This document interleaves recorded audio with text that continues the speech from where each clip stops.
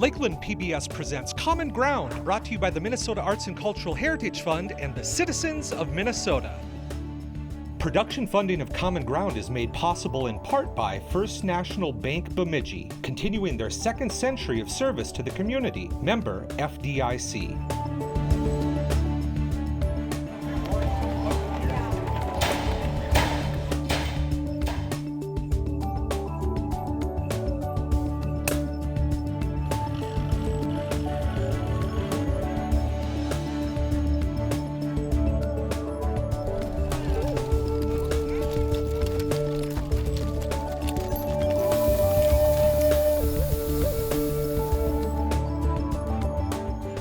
Welcome to Common Ground. I'm producer-director Scott Knudsen. In this episode, Robb Carothers of the rural Turtle River, Minnesota area performs wood turning and with some of his old bandmates.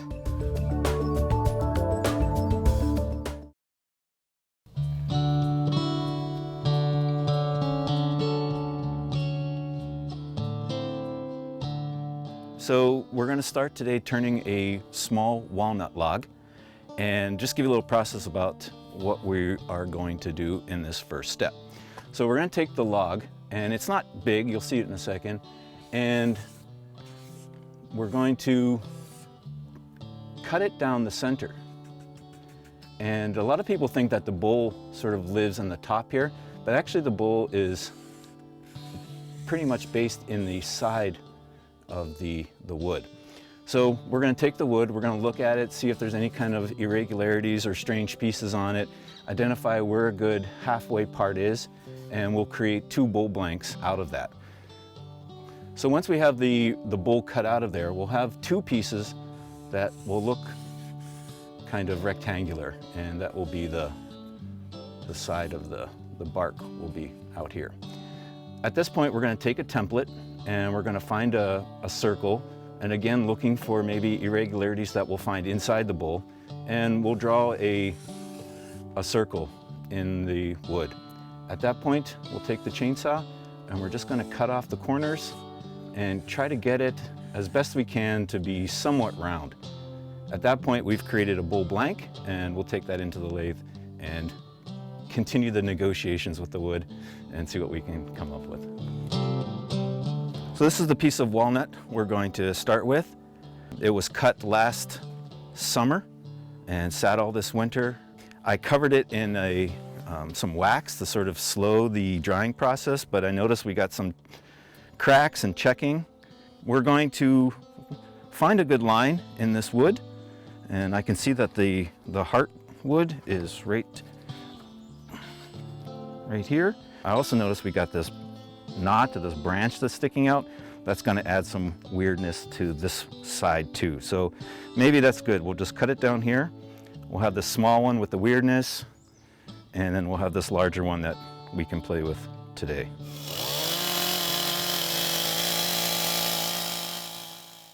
Now we have two halves. We can make two bowls out of this wood. So this is an 11-inch circle. This will be the top of the bowl. The opening will be dug out of this spot.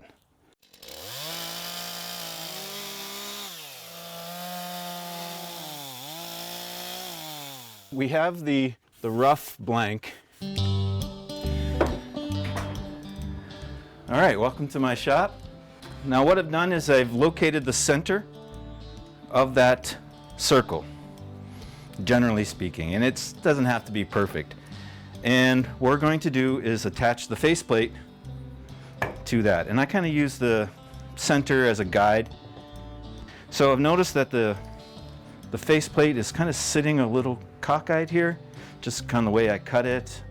So what I'd like to do is I'm going to take a little chisel and just sort of take down that so that the faceplate kind of sits as flush as possible before we attach it there.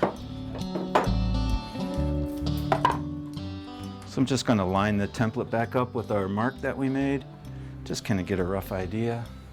And just use a screwdriver to kind of put it in the middle there. Make a mark.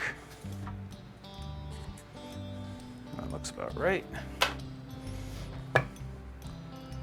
And line it up again. So now we've got the faceplate mounted, and we're going to put it onto the lathe. So this lathe is able to do logs that are 16 inches in diameter. Our template was 11 inches. By the time we get this all done, this is probably going to be a 8 or 9 inch bowl at the opening. And it'll probably be about 3 or 4 inches deep. We're going to use primarily three tools. This is called a bowl gouge, and it has a kind of a hollowed out shape to it, and the cutting edges are on the side of this. This is pretty much going to be our primary tool for taking off large volumes of material. Another tool we'll use is called a parting tool. This is what we'll use to cut direct lines into the wood. The other ones that we'll use are called a round nose scraper or a round scraper, and this is just a big beefy piece of steel. It's got about an 18-degree angle on it, and we'll be cutting on that top lip there. I use this belt sander to sharpen these tools.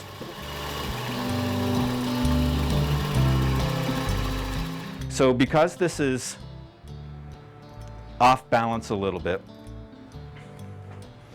I'm probably not going to start the lathe off at the fastest it can go. That's third gear. You want to get the lathe spinning as fast as you can while the wood is still balanced on the lathe. So I might try it at 3 and just see what we get. It's kind of small, but this might get interesting. Is the lathe going crazy? Is it vibrating and shaking? I don't think so. I think we can probably get away at starting right off on gear 3. Next thing I'm going to do is move the tool rest.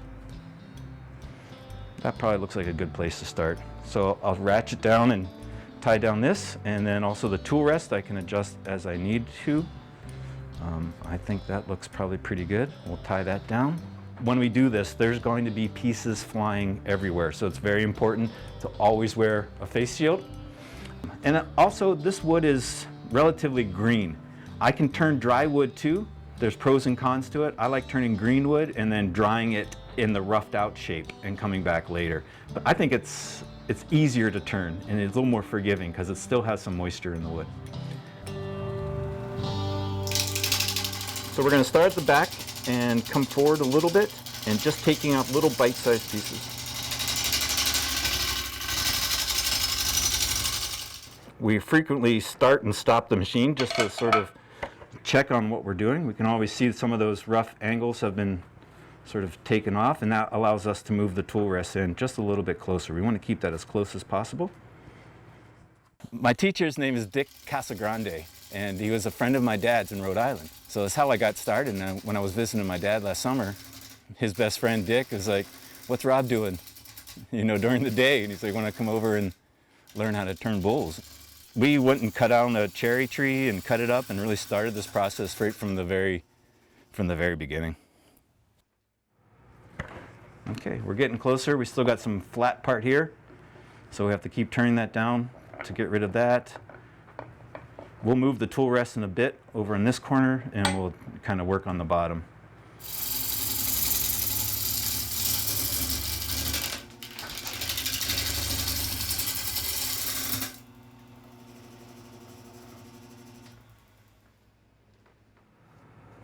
Ooh, we're close. Just a couple little spots here we gotta bring down, but we're getting there.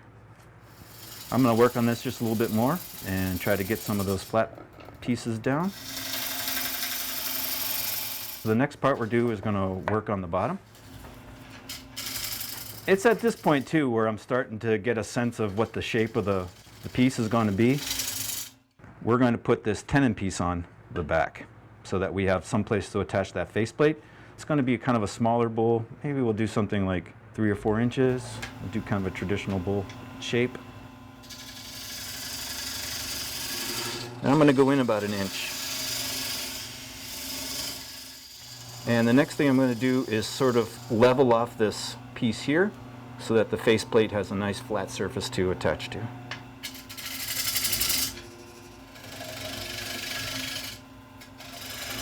So I like to use this little round nose scraper. It does a good job of making things clean.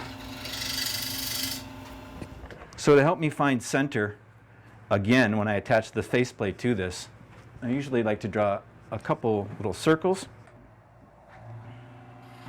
And with that in place, what we'll start doing is cutting away the material here to expose that tenon, and then we can really see the shape of the bowl. Now we understand where the bottom of the bowl is going to be, and now I can really start thinking of what is this bowl going to look like. I'm going to continue to round this off and make it look uniform. Again, this piece is going to sit on the shelf for 3 or 4 months and warp and hopefully not crack. We're just roughing the bowl at this point, just getting it in a general shape, and we'll be able to finish it in a couple months.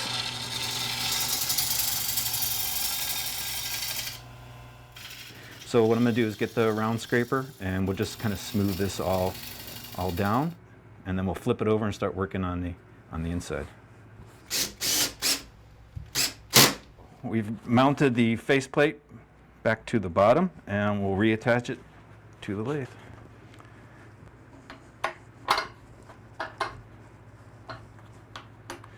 So if we got it centered, when we spin it, we shouldn't see too much wobble. It should be pretty close, and that is pretty darn close. When we give it a spin, we might be able to see a little wobble there, but I think it's going to be okay. Oh yeah. So what we're going to do now is we're going to start in the middle, and we're going to just go in and we're going to start forming the sides of the bowl. Let's make this face flat, then we'll start hollowing it out, taking out the insides. And we'll see what's inside there. This is the most exciting part, I think, doing the inside. We're going to make the walls about 10% the thickness of the whole diameter. So if this bowl is 10 inches wide, we want the walls to be, and the bottom, to be about 1 inch. And that's usually the best practice.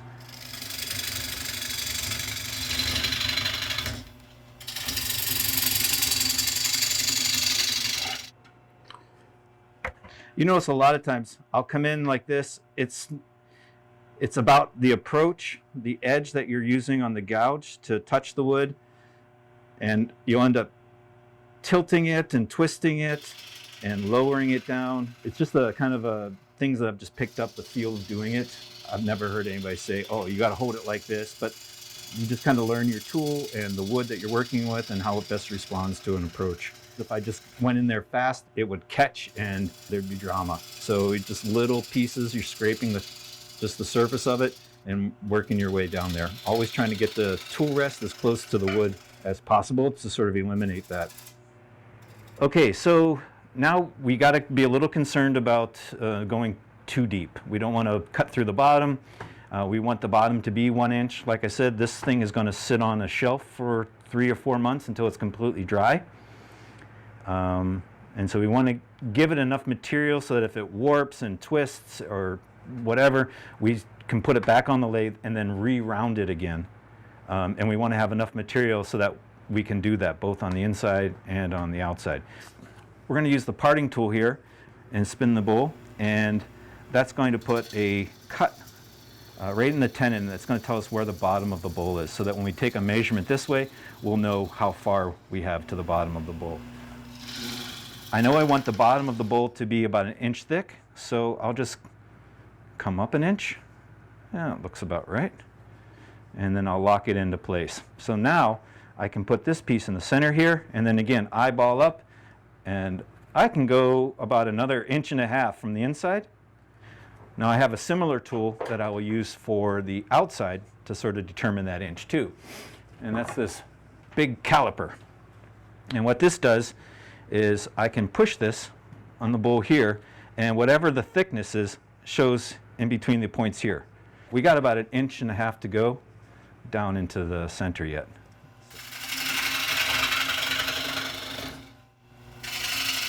And then we'll play with the walls. And then we'll put that round nose scraper in there and kind of clean up those lines, and that'll be this portion of the rough turning. There, that looks a little cleaner. Oh, there's there's another knot. It doesn't show on the outside, but it shows on the inside. We still got a, looks like a little chainsaw mistake here. So I'm going to just bring this outside down. I want to get it beneath this cut here. The other thing I want to do is put a little curve, a little chamfer on the corners here. From what I've read, it sort of helps prevent cracking during the drying process.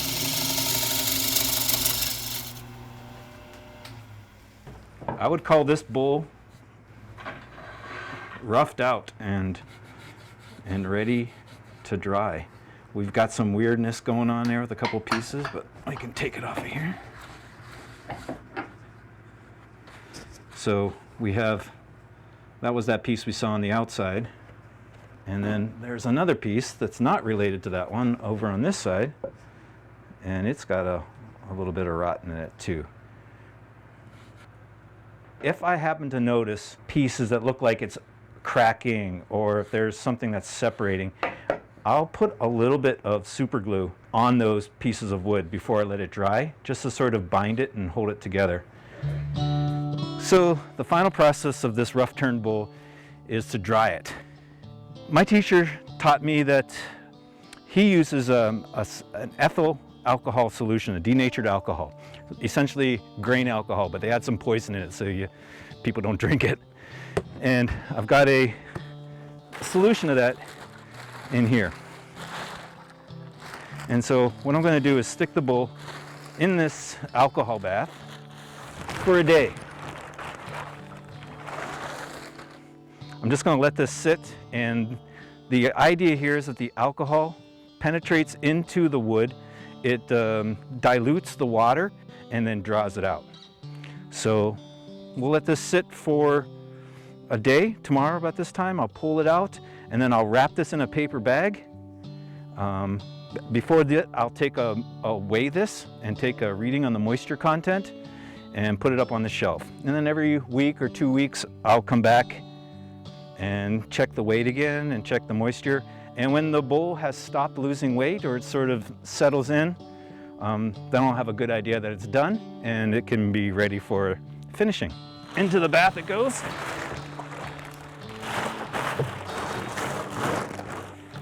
And let it sit in there for a day.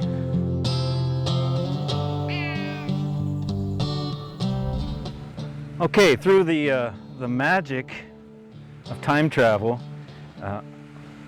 we are able to dry that bowl to a point where we can finish it.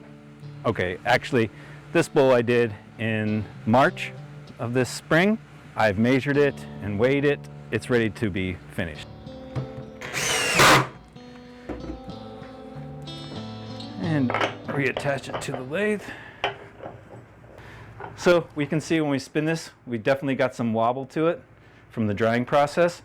We're going to use the tools again and just kind of go across the outside and do the inside and just bring it so it's all uniform once again. All right, here we go. I think I'm going to start out with the scraper and just see what that does for us. At this point you can be really thinking about the design elements. You sort of set that stage when you were doing the roughing, but you have a little control over it at this point. I'm going to use this bowl scraper, and that kind of lets me get into the nooks and crannies a little bit. And we want to try to remove as much of the tool marks as we can, because our next process is going to be sanding. The less lines and tool marks there are, the easier the sanding will be. Oh, I got plenty of room. So we can go probably down another 1/4 to 1/3 of an inch.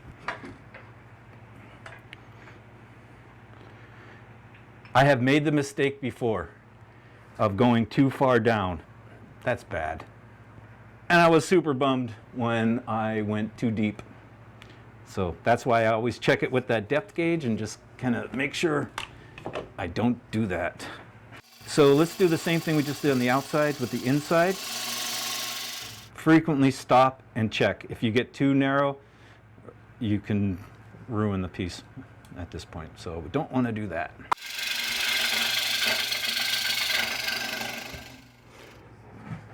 That gives us about a 1/4 inch to 1/3 inch thickness on the very bottom, which I'm happy with. But we're going to work on the sides a little bit.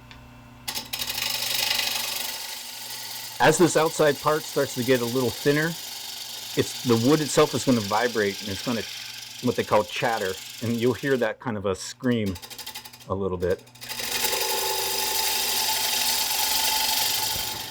Now we're going to be doing a lot of sanding on this, so I think I'm going to stop with about this thickness. We'll continue removing material through sanding. We have a lot of tool marks in here. I'm going to get out the scraper and try to remove those to just make our sanding a little bit easy.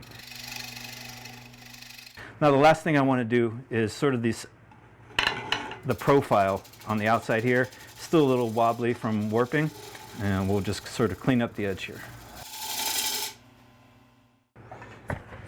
So at this point I'll kind of look and make sure that no cracks have developed, especially around the lip. This one looks really clean, looks really nice.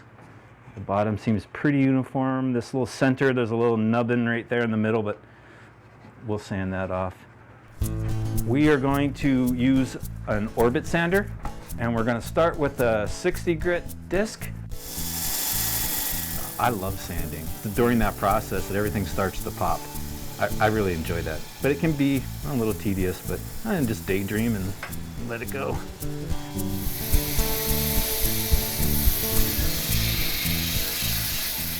The sanding is complete on the little walnut bowl. So we went from 60 to 120 to 220 to 320 to 400, and then we finished up with some steel wool, and we got it pretty shiny. And this is without any finish on it. This is just basically the sanded and polished wood. So the last part of the sanding process is going to use some abrasive paste. And this is a mixture of mineral oil and diatomaceous earth. We're just going to rub this into the wood and get it all juicy and let it sort of melt in there. I am going to just turn the lathe on and use this other rag and sort of let the little dinosaurs do their work. And this will really kind of shine up the wood and polish it up. And the mineral oil in this will also seep into the wood and kind of help keep it from drying out, prevent it from continuing to dry out and crack. I'm constantly learning. I didn't know about diatoms and waxes and all this stuff before I started doing this, and it's just been a lot of fun to research this and try out different formulas when I whip up these waxes and just kind of see how they react. I think we got the inside pretty good. Okay, so we're gonna do that same thing on the outside. So just gonna rub in this abrasive paste. And I'm just going to sort of hold this on here and let the friction of this paste do the work. Whew, it gets hot. We've got the abrasive paste put on and taken off for the most part, and now we're going to put a finishing wax on it. This is just a hard wax made out of beeswax, mineral oil, and that carnauba wax. It likes to be put on warm. It sort of activates it. And then when it cools, it forms this really hard shell almost. And that's kind of what we're going for. Let that harden a little bit, cool off, and then we'll start on the other side, but we're gonna spin it the other direction. You can see the oil melting and coming off the top of that. All right, this bowl is almost done. Now the next thing we have to do is remove it from the lathe. Very close.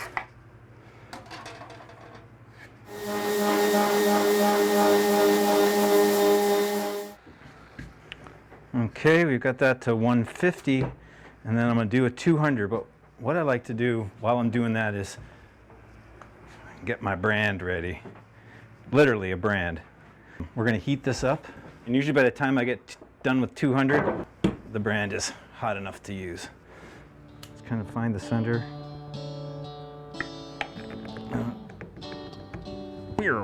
Perfect.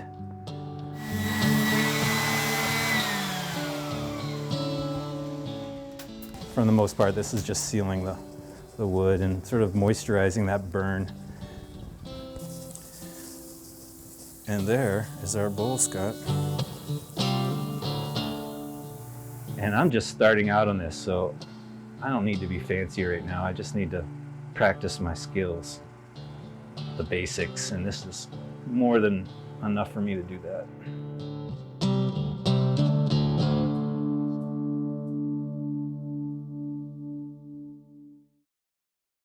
Thank you for watching. Join us again on Common Ground.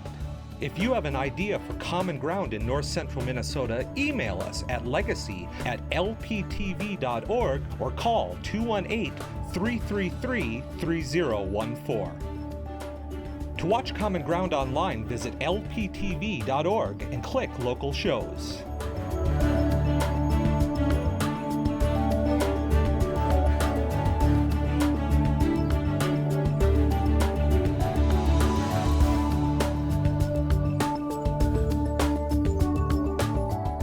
Episodes or segments of Common Ground, call 218-333-3020.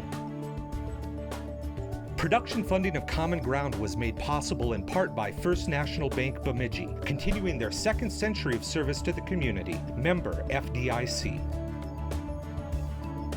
Common Ground is brought to you by the Minnesota Arts and Cultural Heritage Fund, with money by the vote of the people November 4th, 2008.